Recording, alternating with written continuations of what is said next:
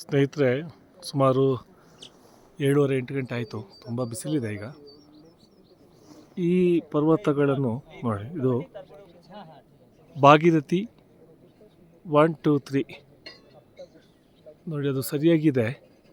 ಆ ಶಿಖರಗಳು ಅದನ್ನು ಹಾಗೆ ಮೊದಲಿಂದ ಅದೇ ರೀತಿ ಹೆಸರು ಬಂದಿದೆ. ಭಾಗೀರಥಿ 1, 2, 3 ಯಾಕೆ ಅಂತ ಹೇಳೋದು ನನಗೆ ಗೊತ್ತಿಲ್ಲ, ಆದರೆ ಇದನ್ನು ಆ ರೀತಿ ಹೇಳ್ತಾರೆ. ಇದು ನೀವು ಆಗಲೇ ನೋಡಿರ್ಬೋದು. ನೋಡಿ, ಈಗ ಅದರ ಚಂದವೇ ಹೊರಟೋಯ್ತು. ಅಂದರೆ ಶಿವಲಿಂಗ ಪರ್ವತ ಈಗ ಅದಕ್ಕೆ ಮೋಡಗಳು ಬಂದಾಯಿತು, ಇನ್ನೂ ಇಲ್ಲ, ಇನ್ನು ಅದನ್ನು ನೋಡಲಿಕ್ಕೆ ಸಿಗೋದಿಲ್ಲ. ಆಗ ನಾನು ತೆಗೆದ ಫೋಟೋವೇ ಕರೆಕ್ಟು. ಇನ್ನು ನಾವು ನಮ್ಮ ಊರಲ್ಲಿ ಹೇಳ್ತಾರೆ ಸುಮೇರು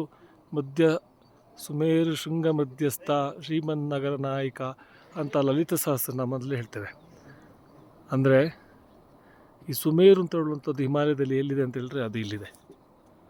ನಾವು ಸುಮೇರು ಅಂತ ಹೇಳ್ತೇವಲ್ಲ, ಹಾಗಾದರೆ ಎಷ್ಟೋ ಪ್ರಾಚೀನದಿಂದಲೂ ಇದರ ಒಂದು ಅಸ್ತಿತ್ವವನ್ನು ನಾವು ಕಂಡುಕೊಂಡಿದ್ದೇವೆ ಭಾರತೀಯರು. ಹಾಗಾಗಿ ನಮಗೆ ಇದು ಸುಮೇರು ಪರ್ವತ. ಧನ್ಯವಾದಗಳು ಕರ್ನಾಟಕ. ನಮಸ್ಕಾರ. ಜೈ ಶ್ರೀರಾಮ್.